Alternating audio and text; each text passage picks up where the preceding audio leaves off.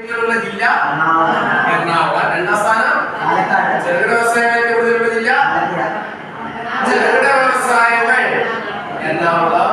കുടിൽ വ്യവസായങ്ങൾക്ക് കൂടുതലുള്ള ജില്ല ആലപ്പുഴ. കേരളത്തിലെ ആദ്യത്തെ വ്യാവസായിക ഗ്രാമം ഏതാണ്? പന്മന, കൊല്ലമാണ്. പന്മന കേട്ടിട്ടുണ്ടല്ലോ. ആരുടെ സമാധി സ്ഥലം? സ്വാമികളുടെ സമാധി സ്ഥലമാണ് ഇത് പന്മന.